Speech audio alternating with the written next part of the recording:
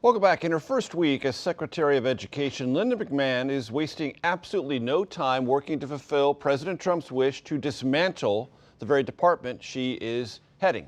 In a message to staff, McMahon said she was in the process of carrying out, and she wanted those in the department to help her carry out, quote, its final mission. Erica Meltzer is here now. She is the national editor for ChalkBeat. ChalkBeat is a nonprofit news organization that covers education. Erica, it's great to have you with us.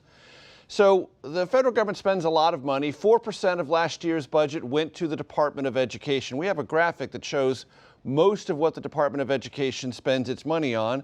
It's student loans, it's elementary and secondary education, special education, and post-secondary education. How much of that, Erica, could in fact Linda McMahon dismantle? This is a really hard question to answer. Legally speaking, almost everything would require congressional approval, but there's a lot of concern with the way the administration has operated, that we could see funding cuts, that we, of course, also have a major budget battle going on the Hill where Republicans are looking for money to pay for President Trump's tax cuts. And so there's a lot of fear of what could happen down the road to funding that a lot of schools rely on.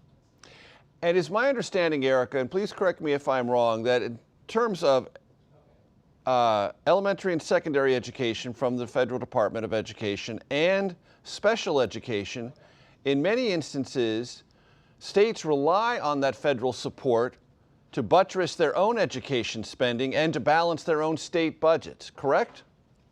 Absolutely. Overall, federal funding accounts for about 10% of K-12 funding, but it's a much higher percentage in some high poverty districts, and for special education and for extra services that students who are living in poverty, students who are English learners, students who have a variety of challenges outside of the classroom, that money is really essential to bolstering that local funding, even though local funding is and will continue to be the majority of K-12 spending.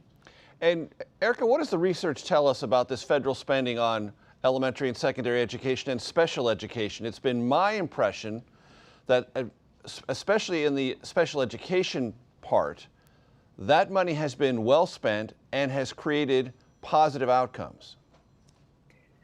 Absolutely. I don't think that schools could really provide the level of services that they currently do to special education students without this funding.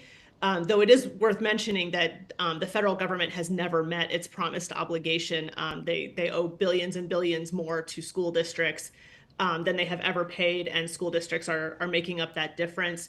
And in terms of the impact for high poverty students, this used to be something that was fairly debated in education research, but at this point, it's pretty widely accepted that more spending does make a difference.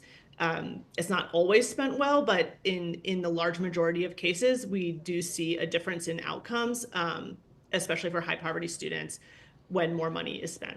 And Erica, when I've heard Republicans asked about the future of special education funding, they say, well, we're not going to change that. That will just be paid for by the states. Is that practical? You know, the states already feel like they don't have enough money. So I think if the existing federal money went away, it would definitely be felt. The other thing that we heard from Linda McMahon in her confirmation hearing is that these funding streams would be maintained, but the states would have more flexibility to spend it. And that might sound good. There's a lot of concern within the disability advocacy community that those so-called federal strings are actually civil rights protections for students. And so there's a lot of concerns that if it were managed differently from Washington, that it could be to the disadvantage of students. And what about the future of student loans and Pell Grants? Can you carry those out without a Department of Education? Well, they've discussed moving that to the Treasury Department, and there certainly are other loan programs within the federal government. I think it's really hard to say how that would look different, what the priorities would be. We certainly see that this administration is not as interested in student loan forgiveness, to put it mildly, as the previous administration. And so I think a lot of those repayment plans are going to be less generous. The public service loan forgiveness is going to be less generous. And we'll just have to see what the future of Pell Grants will be. And very quickly, Erica, Congress would have to be a part of this evolution, would it not? Yeah, almost the Department of Education itself was created by Congress, but also almost all of its major functions are congressionally mandated, and money has been allocated to each of these specific programs.